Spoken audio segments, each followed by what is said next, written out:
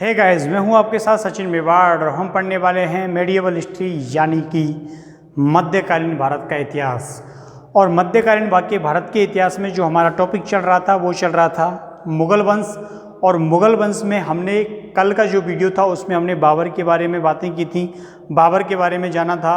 और आज हम इस वीडियो में हुमायूं को लेकर शुरू करेंगे एक नया लेक्चर जिसमें हुमायूं से संबंधित सारी चीज़ें होंगी। हुमायूं के बारे में पूरी स्टोरी होगी जो उसके जीवन काल से संबंधित होती है और प्रत्येक पॉइंट पर बात करेंगे जो हुमायूं से संबंधित होता है।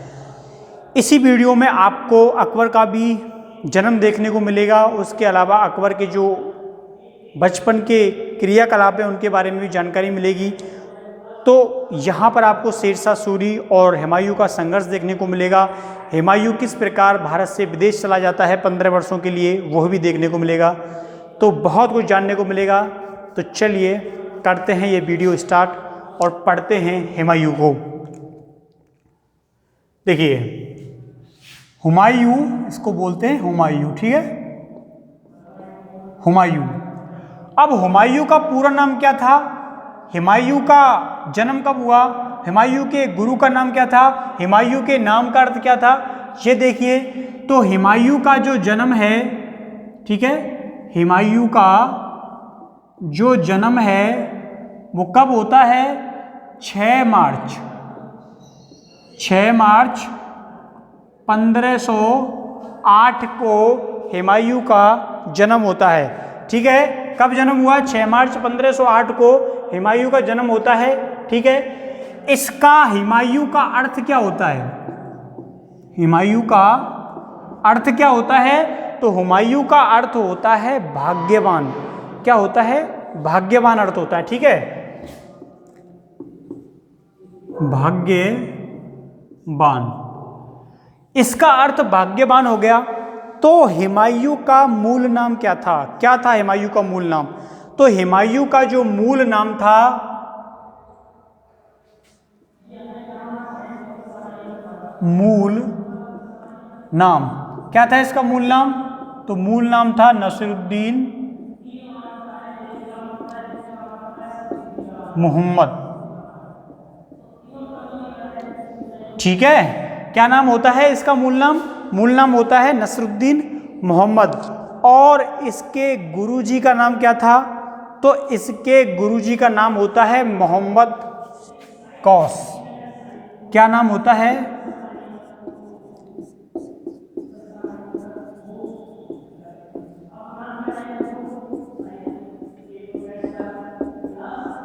तो गुरुजी का नाम क्या होता है, मोहम्मद गौस होता है। ठीक है, देखिए अब तो यहां पर आपने जाना कि इनका जन्म 6 मार्च 1508 को होता है। इसका अर्थ होता है भाग्यवान। हुमायूं का मूल नाम होता है नसीरुद्दीन मोहम्मद और जो गुरुजी हैं उनका नाम क्या है इनके का, मोहम्मद गौस। तो हुमायूं एक ऐसा शासक जिसका बाबर के जाने के बाद जो उसको साम्राज्य मिला, वो सत्ता मिली, वो संगठित नहीं था, वो एक असंगठित साम्राज्य मिला और वो साम्राज्य केवल युद्ध के द्वारा ही नियंत्रित किया जा सकता था। लेकिन हुमायूं के अंदर वो योग्यता नहीं थी कि वो निरंतर युद्धों में रहकर अपने साम्राज्य को संगठित कर सके। अब देखिए आगे क्या होता है, हुमायूं को जो साम्राज्य मिला, जो साम्राज्य मिला वह है लगातार युद्धों से, वह लगातार युद्धों से ही संगठित रह सकता था, से ही संगठित रह सकता था, संगठित रह सकता था। ठीक है, लगातार युद्धों के द्वारा ही संगठित रह सकता था। उसको ऐसे बिल्कुल आप छोड़ देंगे तो वो संगठित राज्य नहीं होगा, क्योंकि नए नए मुगल वंश की स्थापना हुई थी और अफगान लोग इनको दिल्ली की सत्ता से क्या करना चाहते थे, भगाना चाहते थे। ठीक है, अगर मैं इसकी प्रमुख उपाधियों के बारे में बात करूं कि हुमायूं के द्वारा कौन कौन सी उपाधियां धारण की जाती हैं, तो इसके द्वारा कई उपाधियां धारण की गई थी, जिनमें सिकंदर ए आजम, क्या उपाधि है, सिकंदर ए आजम। ठीक है,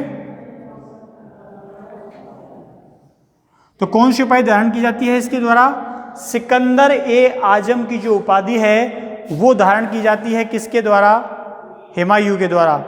ठीक, चलिए, तो सिकंदर के द्वारा उसकी उपाधि धारण की गई। अब इसके जीवन के बारे में बात करते हैं, इसकी महत्वपूर्ण युद्ध अभियानों को, इसके महत्वपूर्ण प्रशासनिक कार्यों को और इसके दरबार की व्यवस्था के बारे में बातें करेंगे। तो 6 मार्च 1508 को क्या हो गया, इसका जन्म हो गया। ठीक है, चलिए अब देखते हैं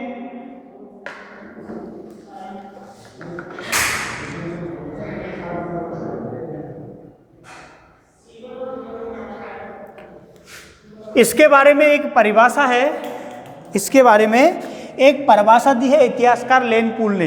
क्या परिभाषा दी है, इतिहासकार लेनपूल ने कहा है कि जो हुमायूं होता है वो लुढ़कते लुढ़कते शासन करता है और लुढ़कते लुढ़कते ही क्या होता है, ये मर जाता है।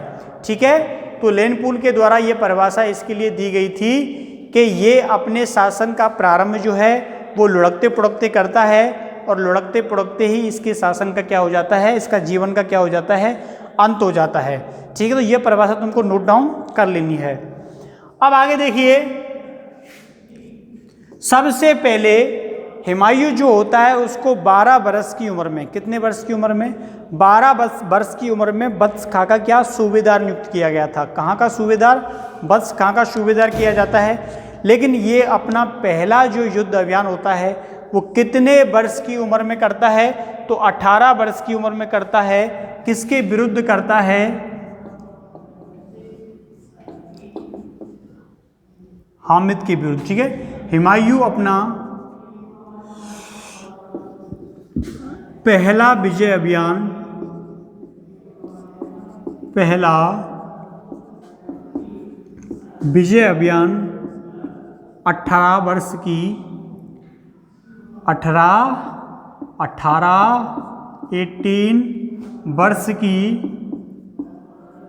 उम्र में किसके विरुद्ध करता है, हामिद के विरुद्ध। ठीक है, हामिद के विरुद्ध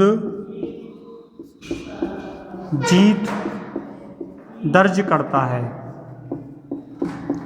ठीक है, तो किसके विरुद्ध जीत दर्ज करता है, हामिद के विरुद्ध जीत करता है। कितने वर्ष की उम्र में करता है, 18 वर्ष की उम्र में करता है। कितने वर्ष की उम्र में सूबेदार बना था, 12 वर्ष की उम्र में सूबेदार बना था। कहाँ का बना था, बख्श खां का बना था। ठीक, समझ आया। तो ये भी पॉइंट हो गया एक महत्वपूर्ण। अब देखिए,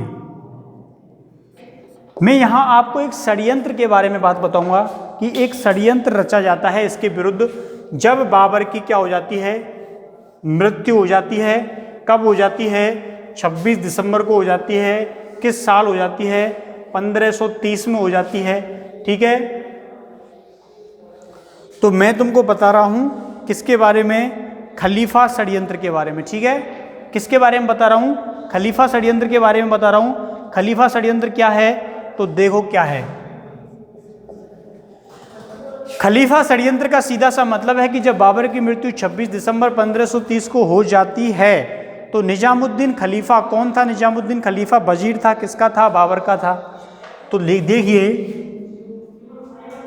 ये अलग से नोट डाउन करना है आप लोगों को, काफ़ी महत्वपूर्ण है खलीफा षड्यंत्र। ठीक है,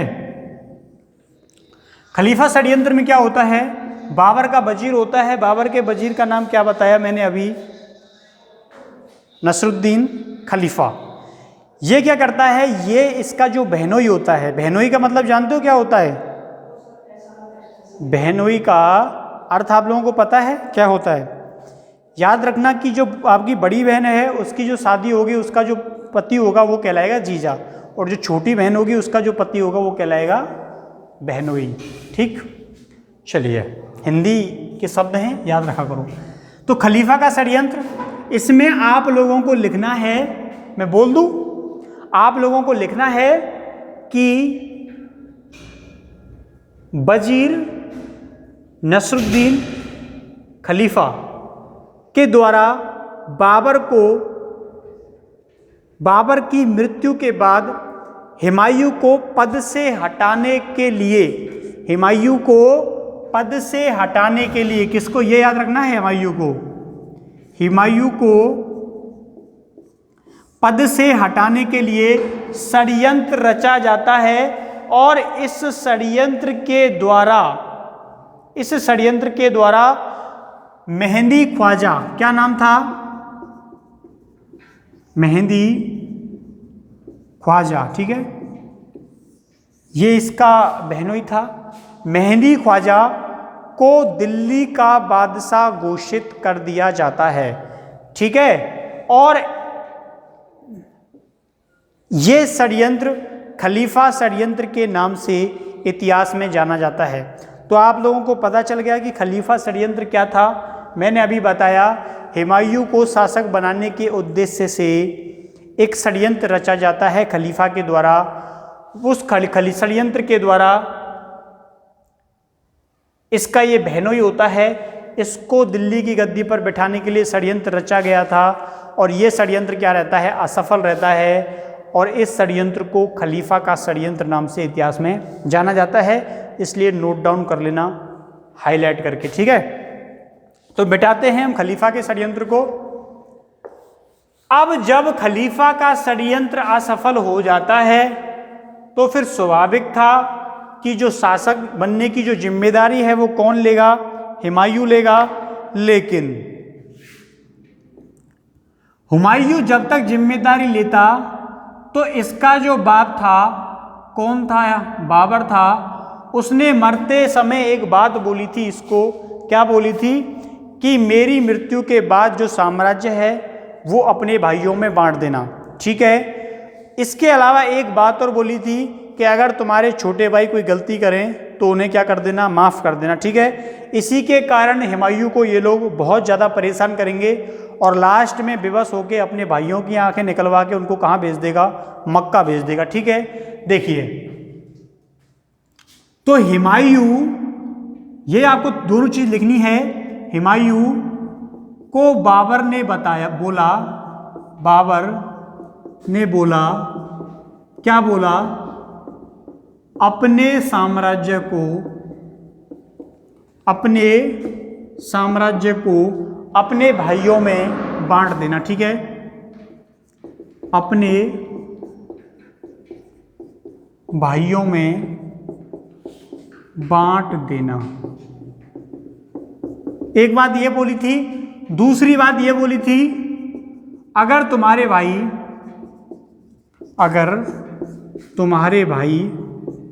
कोई गलती करें तो उनको माफ कर देना, ठीक है।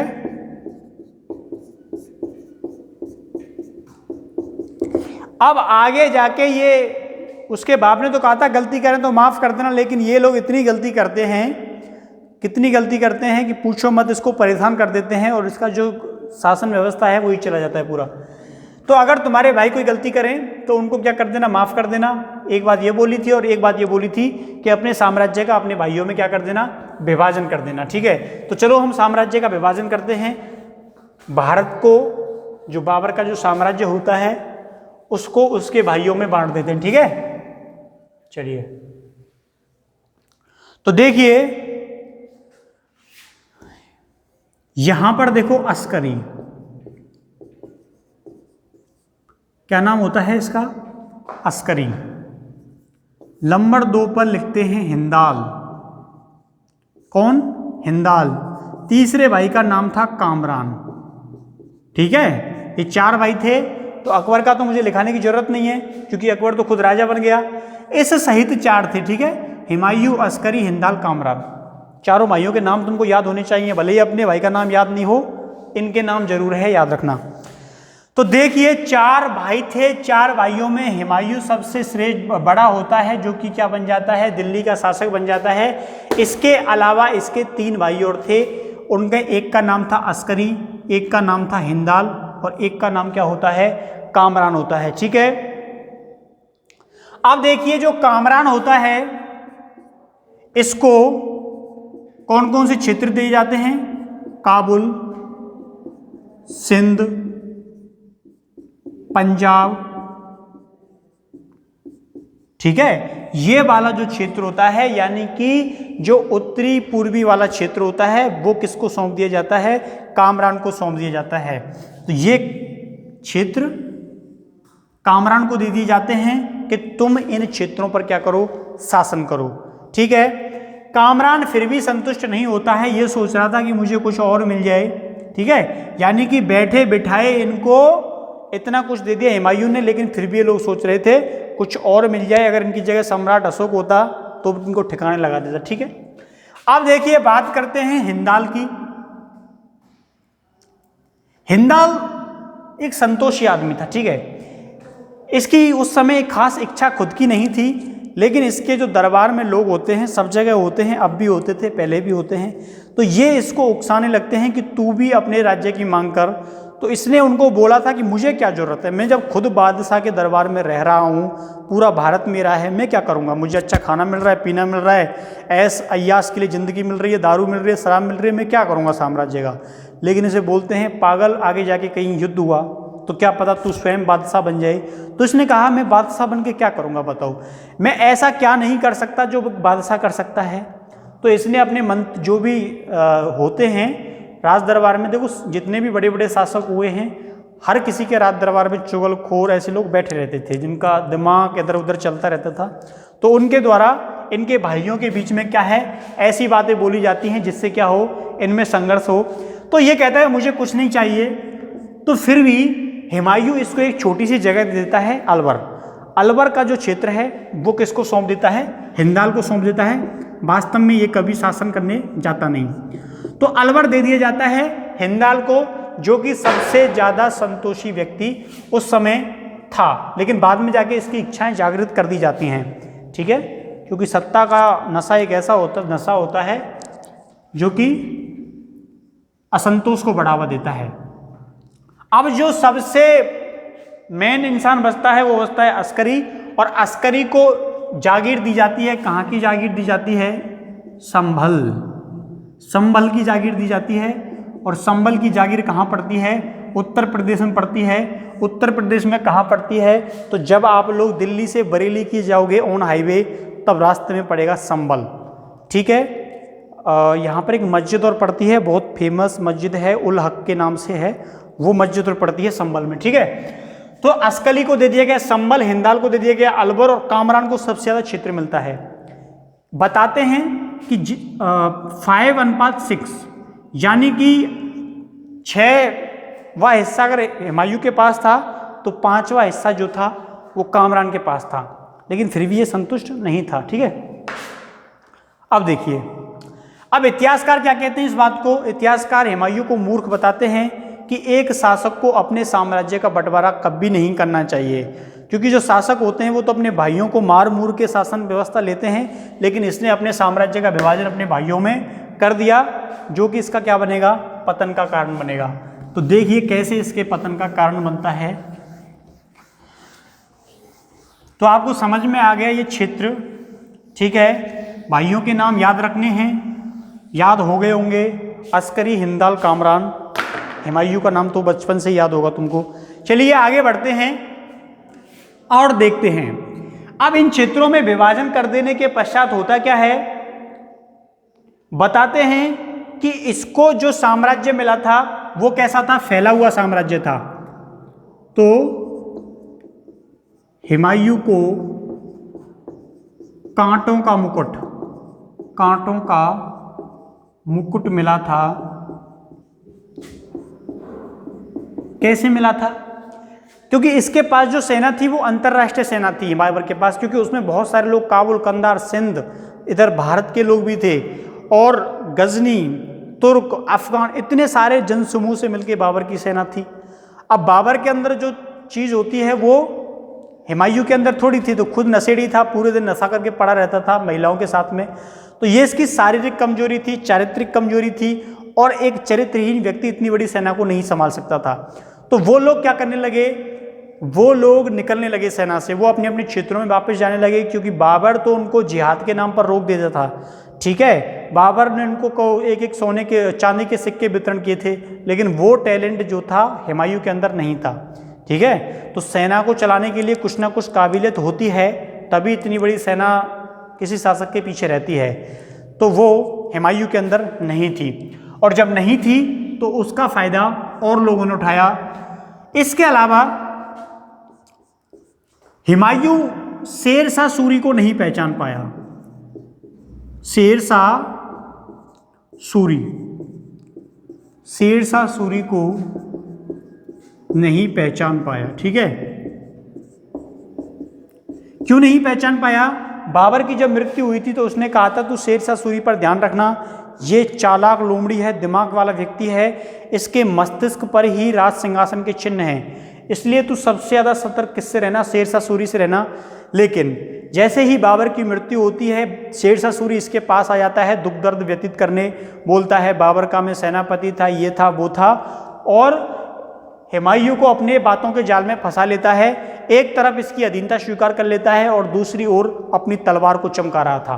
ठीक है, और उसके अलावा इसने मैंने तुम्हें पिछली वीडियो में बताया था, मेदनी राय से एक बात बोली थी कि मैं अब बाबर की ओर से युद्ध लड़ रहा हूँ, लेकिन जिस दिन मौका मिला इनका वंश मिटा दूंगा, तो भी ये इस चीज़ को लेकर सीरियस नहीं हुआ था। ठीक है, तो इसने शेरशाह सूरी को लेकर चेतावनी दी थी बाबर ने, लेकिन इसने उस चेतावनी को अनदेखा कर दिया।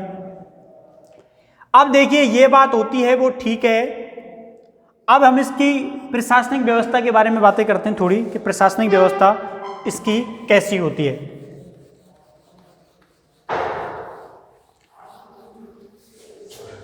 देखिए आगे, अब हम इसके प्रशासनिक व्यवस्था में कुछ क्षेत्रों के बारे में बात करेंगे, और उन क्षेत्रों में हम इसके अभियानों को लेंगे, और अभियानों में प्रमुख अभियान, ठीक है, बहुत सारे अभियान थे, लेकिन प्रमुख अभियान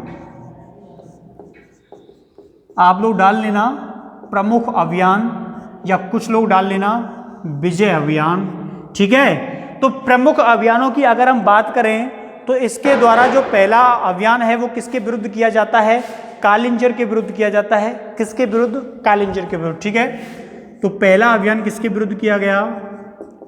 कालिंजर के विरुद्ध किया जाता है, कालिंजर के विरुद्ध। ठीक है, यहां का शासक कौन होता है? प्रतापरुद्र होता है। कौन होता है? प्रतापरुद्र होता है, और इसको ये युद्ध में क्या कर देता है? परास्त कर देता है। तो ये युद्ध हुआ था किन किन के मध्य? प्रतापरुद्र हुमायूं के मध्य। हुमायूं इस युद्ध को आसानी से जीत जाता है। ठीक है, तो ये इसका पहला विजय अभियान होता है भारत के अंदर। ठीक है, कहाँ की बात कर रहा हूं मैं? भारत के अंदर शासक बनने के बाद हुमायूं का पहला विजय अभियान कहाँ पे हुआ था? कालिंजर पर हुआ था। कालिंजर का शासक कौन था? प्रतापरुद्र था। प्रतापरुद्र के बारे में कई बार पढ़ चुके हैं हम। ठीक है, चलिए, तो प्रमुख अभियानों में आपको लिखना है। इससे क्या हुआ? हुमायूं के जो साम्राज्यवाद की जो चेतना होती है वो जागती है, फिर और मन करता है कि मैं कुछ और करूं। इतनी आसानी से मैंने युद्ध जीत लिया, तो फिर उसकी जो साम्राज्यवादी कामना होती है इंसान की, वो जागने लगती है। तो इसका ये अभियान हो जाता है। इसके बाद इसके द्वारा जो दूसरा अभियान किया जाता है वो किया जाता है किसके विरुद्ध? 1532 में महमूद लोदी और शेरशाह सूरी। महमूद, इब्राहिम लोदी का भाई था ये, महमूद लोदी और शेरशाह के विरुद्ध, इन दोनों के विरुद्ध यह अभियान किया जाता है। दोहिरा क्षेत्र पड़ता है, दोहरा।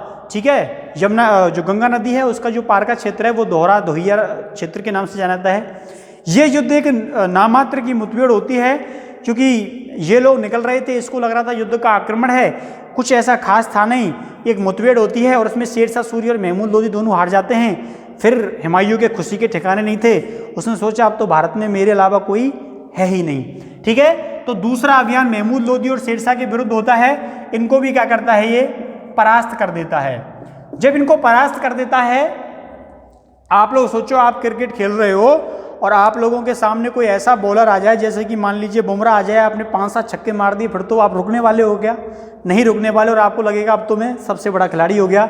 लेकिन ये इसकी भूल साबित होती है, ये शेरशाह सूरी को फिर भी नहीं पहचान पाता। अब देखिए, ये महमूद लोधी तो 1 नंबर का पागल था, इसका कोई मतलब नहीं था, केवल नाम का था। तो शेरशाह सूरी और इन दोनों के ग्रुप को क्या कर देता है, ये परास्त कर देता है। और परास्त करने के पश्चात अगला जो इसका युद्ध अभियान होता है वो देखिए। ये केवल नामात्र के हैं, जो तुम्हारे इंपॉर्टेंट युद्ध अभियान हैं वो हैं चौसा और बिलग्राम, जिनको मैं बाद में बताऊंगा जब ये हारेगा युद्ध, ठीक है। तो प्रमुख अभियानों में, क्योंकि मैं इसलिए बता रहा हूं क्योंकि कई बार ऐसा होता है युद्ध अभियानों का क्रम पूछ लिया जाता है, यहां समस्या आ जाती है, ठीक है। क्या पूछ लिया जाता है? क्रम पूछ लिया जाता है कि इस क्रम को व्यवस्थित कीजिए, तो वहाँ काफ़ी ज़्यादा दिक्कत हो जाती है, क्योंकि ज़्यादातर हम बिलग्राम और चौसा को ही पढ़ते हैं, जो कि प्रसिद्ध भी हैं, लेकिन ये प्रसिद्ध नहीं है। लेकिन कई बार ऐसा हो जाता है कि छोटा क्वेश्चन डाल दिया जाता है जो हम नहीं पढ़ते, इसलिए किसी भी चीज़ को छोड़ने से कोई मतलब नहीं है। तो प्रमुख अभियानों में मैंने बता दिया तुमको, ये हो जाता है। इसके बाद ये किस पे आक्रमण करता है? गुजरात और मालवा पर करता है। कब करता है? 1535 में करता है, ठीक है। 1535 में किस पर आक्रमण करता है? गुजरात और मालवा। गुजरात और मालवा पर आक्रमण किया जाता है। कौन शासक होता है? बहादुर शाह शासक होता है। दोनों क्या होते हैं? परास्त होते हैं। किससे? हुमायूं से। गुजरात और मालवा पर आक्रमण किया जाता है और जीत प्राप्त करता है, ठीक है। तो गुजरात और मालवा पर क्या किए गए? आक्रमण किए गए। इसे आसानी से क्या मिल जाती है? जीत मिल जाती है। अब देखिए, जब ये आक्रमण हुआ था तो गुजरात का शासक कौन था? गुजरात का शासक होता है बहादुर शाह। और बहादुर शाह कहाँ भाग जाता है? पुर्तगालियों के पास भाग जाता है और पुर्तगालियों से मदद मांगने जाता है। लेकिन पुर्तगाली क्या करते हैं? इसको डुबो देते हैं समुद्र के अंदर, बोलते हैं स्वाहा, ठीक। तो गुजरात का शासक बहादुर शाह। बहादुर शाह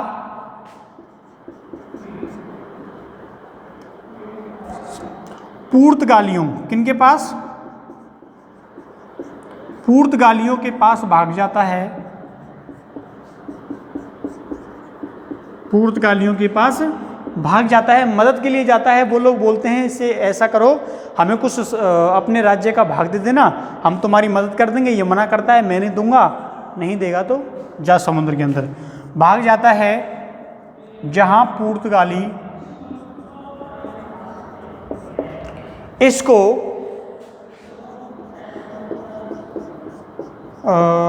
1537 में समुद्र में डुबोकर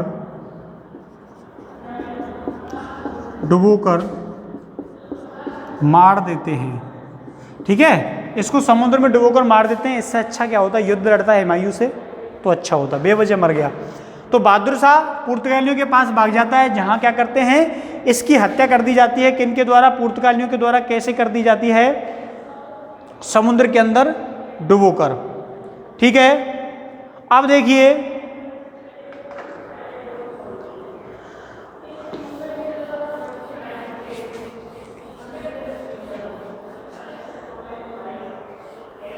चुनार के दुर्ग पर अधिकार को देखते हैं हम। चुनार के दुर्ग पर अधिकार, ठीक है। चुनार के दुर्ग पर अधिकार।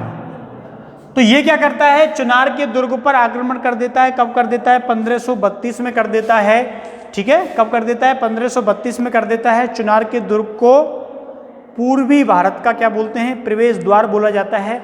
लेकिन ये जो आक्रमण होता है इसका कैसा होता है? असफल आक्रमण होता है। कैसा आक्रमण होता है? असफल आक्रमण होता है। तो चुनार के दुर्ग पर अधिकार में लिखना, अधिकार में क्या लिखना है? लिखना है आपको, इसके द्वारा 1500 32 में चुनार के दुर्ग को जीतने का असफल प्रयास किया जाता है। चुनार के दुर्ग को जीतने का असफल प्रयास किया जाता है, तुम लोगों को लिख लेना, ठीक है। असफल प्रयास किया जाता है, लेकिन इसको सफलता प्राप्त नहीं होती है, ठीक है। क्या प्राप्त नहीं होती है? इसको सफलता प्राप्त नहीं होती है, लेकिन कुछ समय के बाद एक वो होता है तोपची। कौन सा तोपची? तुर्की तोपची।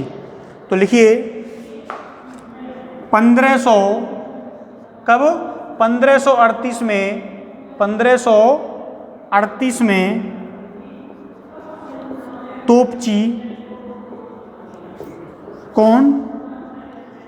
रूमी खां। रूमी खां कौन होता है?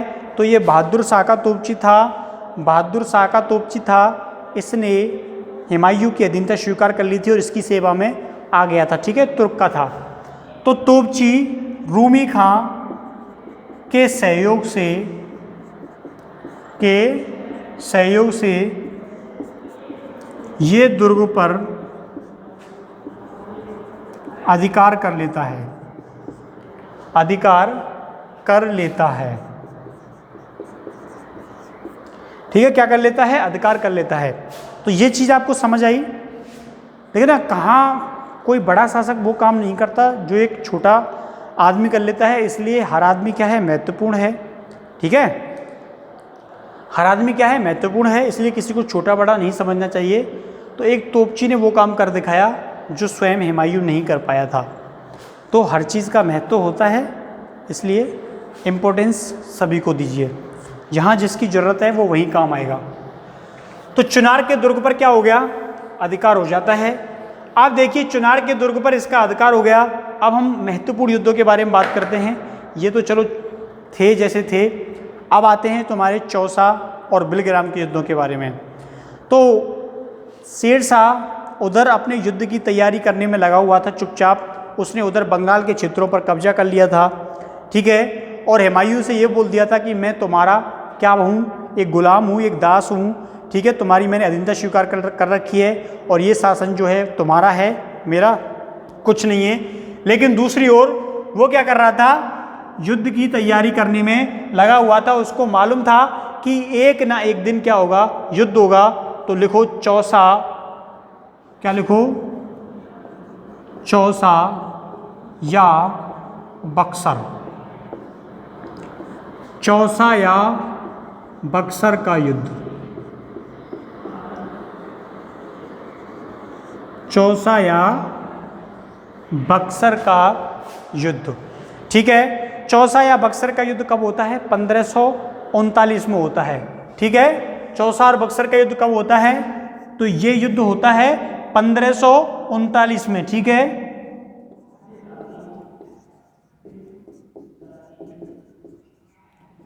किस किस के बीच में होता है? तो शेर शाह सूरी और हुमायूं के बीच में होता है, ठीक है।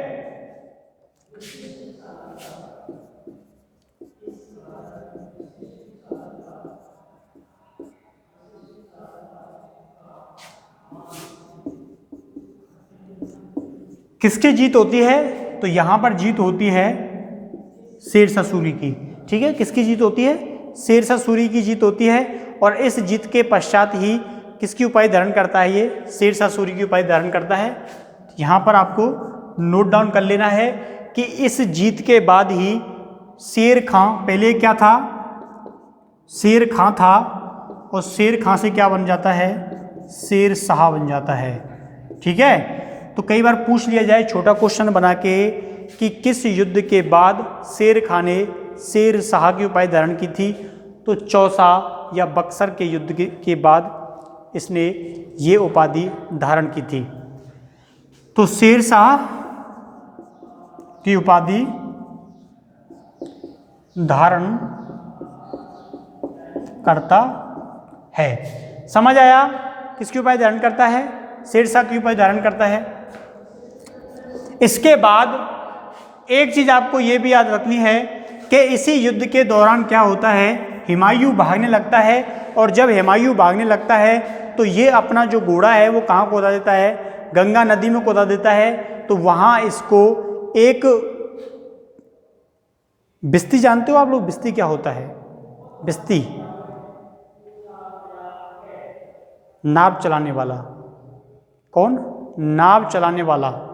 नाव चलाने वाला इसको मिलता है और वो बिल्कुल नदी के कहाँ होता है? सेंटर में होता है। वो देख रहा था युद्ध चल रहा है घमासान, अब वो अपनी नाव को लेके तो पहुंच नहीं जाएगा, देखो साहब मैं युद्ध देखने आया हूँ, तो वो अपनी नाव को बीच उसमें उसने उसको खड़ा कर रखा था और वो वहाँ से क्या है, इस दृश्य को देख रहा था कि एक जो आदमी है उसके पीछे बहुत सारे घोड़े क्या कर रहे हैं? भाग रहे हैं। ठीक है, मैं इसको बतख बना देता हूँ। ठीक है, ऐसी नाव होती थी पहले, आज भी चलती हैं। तो ऐसी नाव जो है वो लेके बैठा हुआ था। ठीक है, ये मान लीजिए ये यहाँ पे बैठा हुआ है, ये इसका डंडा हो गया जो पानी में घुमाते हैं ना इस डंडे को, तो ये वही डंडा हो गया। ठीक है, तो चलिए आप देखिए, ये इधर किनारा होता है और ये इधर किनारा होता है, गंगा नदी का किनारा हो गया दोनों तरफ। तो ये इधर से सेना आ रही थी, इधर से बाबर आ रहा था बैठ के घोड़े के ऊपर। ठीक है, ये मान लीजिए इसका क्या हो जाता है? घोड़ा हो जाता है। बहुत अच्छा बनाया ना। इसके ऊपर ये बैठ के भाग रहा था और इसके ऊपर जो पीछे से जो सेना आ रही थी वो इसके पीछे पीछा कर रही थी इसका। ठीक है, जो सेना थी बाकी की, ये इसका क्या कर रही थी? पीछा कर रही थी। तो इसने देखा आगे नदी है, बीच में ये बिस्ती बैठा हुआ था। बिस्ती का जो नाम होता है वो था निजाम, निजाम नामक बिस्ती। ठीक है, तो ये निजाम बैठा हुआ था, इनके बीच में 1-2 किलोमीटर का क्या था? गैप था। इसने सीधा अपना घोड़ा कहाँ कुदा दिया? गंगा में कुदा दिया। इसने इसको बोला कि मुझे क्या करो, ये नदी पार करा दो ताकि मैं यहाँ से भाग जाऊँ। ये कहता है कि भाई तू तो भाग जाएगा, ये पीछे वाला मुझको मार देगा। इसने कहा तू टेंशन ना कर, मैं कौन हूँ? सुल्तान हूँ, दिल्ली का शासक हूँ, बादशाह हूँ। इसने कहा भाई मुझे क्या मिलेगा, तेरे पास तो कुछ नहीं है, घोड़ा है, तलवार है, एक भाला है, क्या मिलेगा मुझे? तो बोला जो मेरा घोड़ा है ये तू लेके चला जाना। ठीक है, उसने कहा फिर तुम किससे भागोगे? उसने कहा जब मैं दोबारा आऊँगा कभी शासक बनूंगा तो तू जो कहेगा मैं तुझको शासक बना दूंगा। क्या बना दूंगा? शासक बना दूंगा। इसने कहा ठीक है भाई बैठ जा, और इसको क्या करता है? बैठा लेता है, घोड़ा वैसे तैर के पार करा लेता है, पानी में तो घोड़े पे बैठा नहीं रहेगा। ठीक है, तो ये निजाम इसको क्या करा देता है? ये पार करा देता है और उसके बाद जब ये वापस लौट के आता है 1555 में, 1555 में, 15 साल के बाद, तो इसको क्या बनाता है? शासक बनाता है। इसमें अलग अलग बातें बताई गई हैं। कुछ लोग बोलते हैं 1 दिन के लिए बनाया था, कुछ लोग बोलते हैं 2 दिन के लिए, 2 घंटे के लिए बनाया था, और गुलबदन बेगम ये कहती है 2 दिन के लिए बनाया था, लेकिन बनाया था। तो ये क्या करता है? ये पार करके पहले जाता है आगरा, आगरा से जाता है दिल्ली, और दिल्ली से जाता है सिंध। ठीक है, अब देखिए अभी हम इसको भगाएंगे नहीं, अभी क्या कराना है? हमको युद्ध कराना है। तो देखिए शेरशाह की उपाधि क्या कर लेता है? धारण कर लेता है, और इस युद्ध में किसकी हार होती है? हुमायूं की हार होती है। अब देखिए नेक्स्ट युद्ध।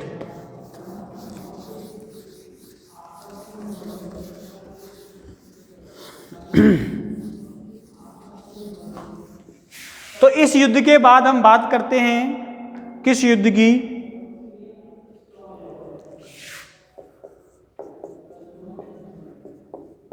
बिलग्राम, बिलग्राम का युद्ध मई 1540 में होता है। कभी कभी इस युद्ध को कन्नौज का युद्ध भी बोल देते हैं, क्योंकि ये जगह कन्नौज में पड़ती है। ठीक है, कन्नौज, तो ये भी तुमको याद रखना है, कन्नौज का युद्ध आ जाए या फिर बिलग्राम का युद्ध आ जाए, दोनों का मतलब एक ही है, कंफ्यूज मत होना। ठीक है, तो कब होता है ये सबको मालूम है, मई 1540 में युद्ध होता है। किस किस के बीच होता है? शेरशाह बरस हुमायूं के बीच ये युद्ध होता है। इस युद्ध में किसकी हार होती है?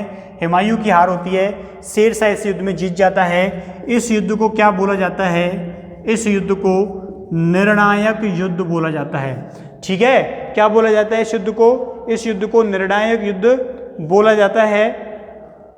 और ये युद्ध हारने के बाद ये कहाँ चला जाता है? सिंध चला जाता है 15 बरस के अज्ञातवास पर।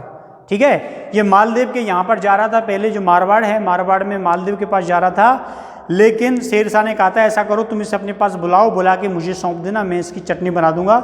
लेकिन हुमायूं को ये बात पता चल जाती है और वो फिर मारवाड़ ना जाके सीधा सिंध की ओर चला जाता है। वहाँ ये वे एक प्रकार से ठोकरें खाता रहता है और ऐसे ही भटकता रहता है। उसके बाद 15 बरस के पश्चात ये दोबारा रोल में आता है और उसके बाद की जो बात है वो नेक्स्ट वीडियो में करेंगे, क्योंकि वीडियो ज़्यादा हो जाएगी लंबी। ठीक है, तुम्हारा डाटा भी सीमित होता है, इंटरनेट वगैरह वगैरह। तो मिलते हैं कल यानी कि अगली वीडियो में, तब तक के लिए टाटा बाय बाय।